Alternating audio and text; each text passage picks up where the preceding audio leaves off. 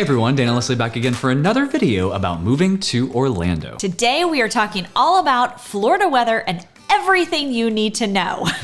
If you are new to the channel, we moved our family of 4 across the country, halfway across the country, a year and a half ago to be right next to Disney World. We have been through 18 months of solid Florida weather with lots of ups, lots of downs. 18 months. To include 2 hurricanes, so I feel like we have experienced basically everything Florida has thrown at us to offer, and we're here to share that with you. So whether you are looking to move to Orlando or whether you're just trying to plan your next magical vacation and wondering what time of year is best to go, this is for you. Yes, and before we get started, if you are looking to plan one of those magical vacations, we would love to help you out over at fantasticalvacations.com.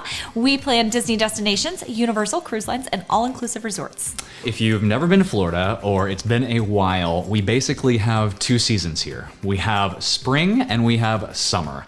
And we sometimes have like 3 days of winter.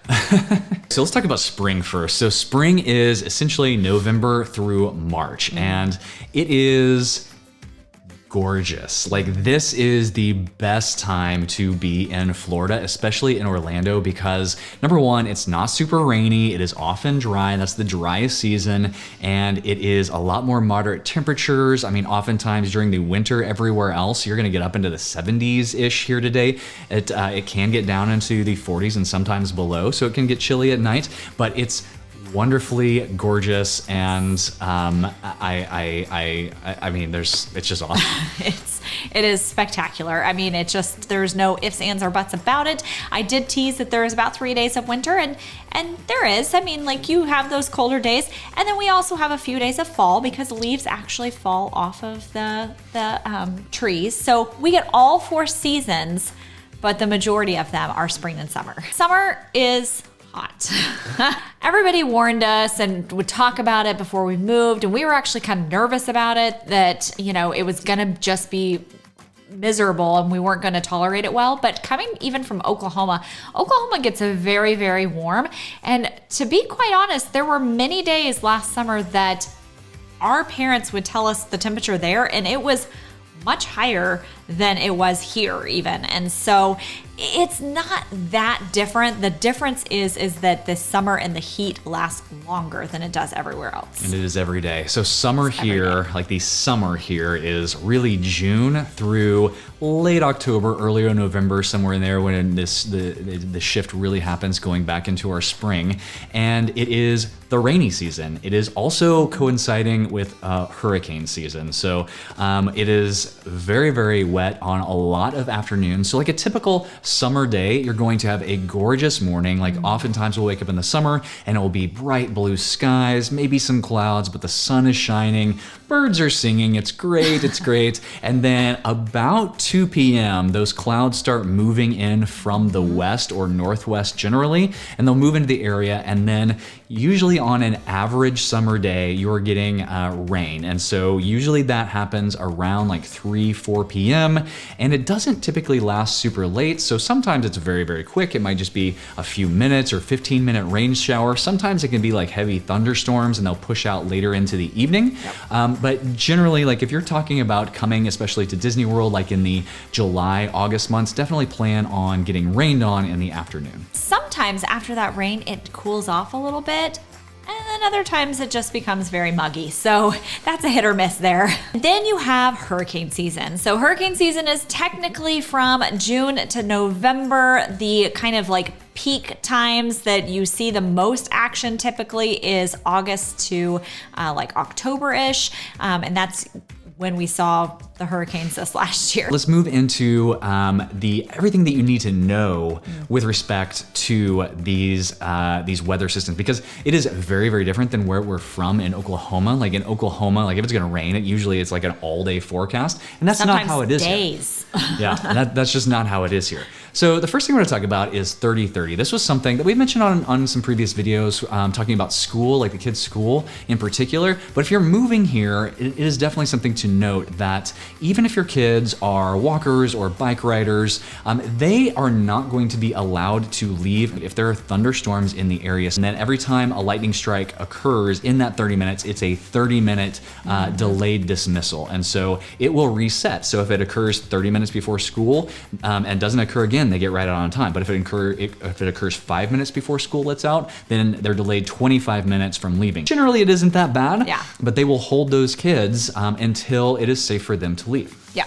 There is the option that you can go and pick them up at the school early, but it's chaos. It is like absolute chaos. And so we just, he just has to wait. He just has to wait.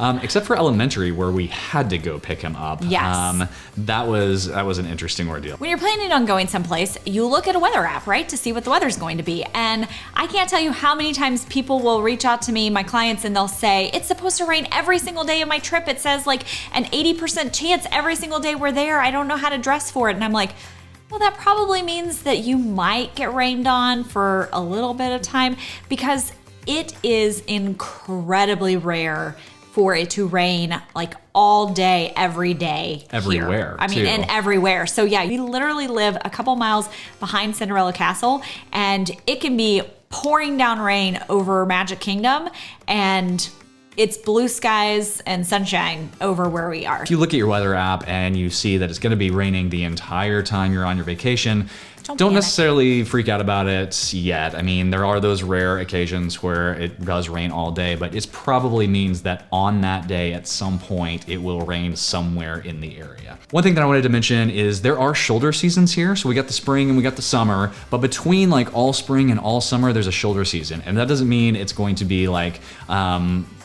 winter and fall, but it does kind of go between spring and summer a little more fluidly. So if you're in July, it's gonna be hot. It's just hot. If you're in December, it's gonna be nice and springy. But if you're in like October, November, and then like April and May, it may be really mild temperatures or cool temperatures, or it may be super hot temperatures. Like early May, we were getting up into the high 80s for like weeks. And so this year, it was pretty warm this year. So just understand that the shoulder seasons, those are a thing, and you could have it either way. It's just really hard to figure that out until you're like right up on it and see what the weather pattern is. I mentioned it before that we do have those few random little days of winter, and it does happen occasionally, and it doesn't tend to drop below freezing hardly ever, but there were a couple of days this last December that it did drop just below freezing for just a few hours, and it's gotten close a few times, but for the most part, that winter season, that winter time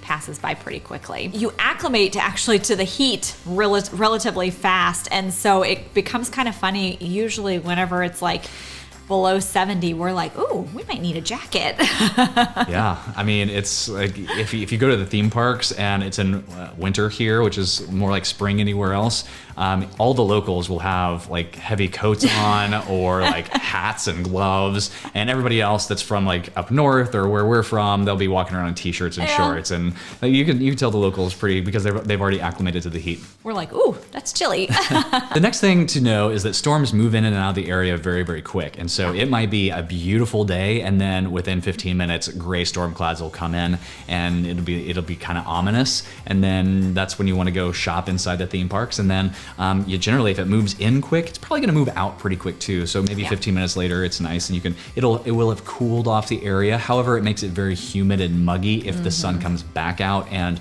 warms things back up again. If you are coming during the rainy season, definitely come prepared. You're gonna want to have some ponchos in your bag. You're gonna wanna have maybe raincoats if you want those, and adequate footwear, because nobody likes to walk around in squishy tennis shoes for the rest of your trip. That is a bummer. It is a bummer. And we still get caught in this, and like we're like, oh no, this is not good. And like we'll do staycations and we'll get caught in a rainstorm with tennis shoes on, and we'll have to go back to the resort and use the hair dryer and stick it in a tennis shoe to dry it out. We know better. Also, you learn how to beat the heat here. So you learn that pools are your friend. Like there are pools everywhere here. If you're moving here, every not every neighborhood, but a lot of neighborhoods have neighborhood pools. A lot of houses have individual pools. We have a pool here. It's really nice to be able to just jump in the water and cool yourself off when it's oppressively hot out in the summer.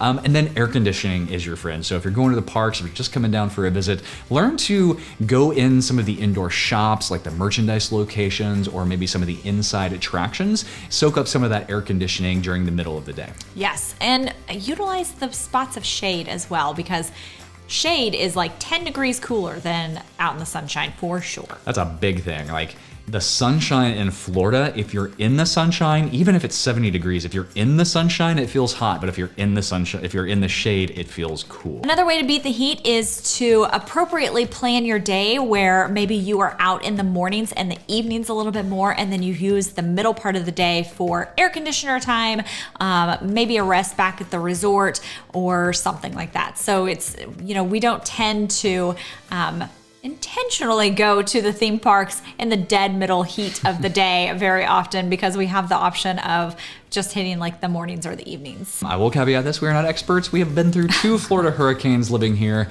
but I feel like that is enough to give us a little bit of experience to share with you. Honestly, if you're gonna be here and a hurricane is expected, that's some of the best time to go to the theme parks, because a lot of people are canceling their vacations because they know a hurricane is coming or just passed through. Second thing to know about hurricanes is if you're in Orlando, that's Central Florida, so you're still a ways away from the coasts. So while in Central Florida, at least with the 2 that we experienced, and I can imagine that it's the same with a lot of hurricanes that track through Central Florida, is like you're gonna get some effects from the hurricanes, but it's not gonna be nearly as bad as like the storm surge and the winds when a hurricane first hit the coastal areas. Yeah. So like we did get affected by both hurricanes, but not nearly like it did where it made landfall. And if you are here in Florida, there is a tax-free period of time that you can go and purchase supplies for a hurricane to be able to prepare. So it includes everything from like dog food to toiletry items to batteries, two-way radios, like all of the different things that you possibly could need during a hurricane. Then you can purchase it during this period of time. And then finally, we want to share the questions that we get asked a ton about both moving and visiting here. Like, what is the best time to do it with respect to weather? I would say for me, if I was coming and I could choose any month of the year and it didn't matter as far as like crowd levels or kids' school or anything like that, I think the best time for me to come just for weather would be late January, early February. I think that would be ideal for weather. I'm not sure that's when I would actually come because of all the other factors you have to factor into it, but if I'm talking about weather, it's probably late January, early February. I would also say like maybe late, mid to late November into early December, like that period of time would also be really lovely. That's gonna have kind of those same temperatures. And for those of you relocating to Florida, if we had to do it again, we would come at the tail end of the hot summer season, like the tail end of hurricane season. That's when we would ideally come. That way we could enjoy a full spring or winter season here, enjoy that nice weather, and then we could acclimate slowly as it changed from like in the April, May into June, like as it got progressively hot, we'd be able to acclimate through that whole thing. I'd say it'd probably be pretty hard to move in the dead heat of summer, coming from, especially like if you were coming from somewhere up north where it was pretty mild and moving here in like July, August, September, that'd be rough. You better hire movers because make sure that AC works. You're not going to want to unpack that truck, that's for sure. All right, so if you're liking these videos, please hit that like and subscribe button so you don't miss the next one. And we will see you on the next video.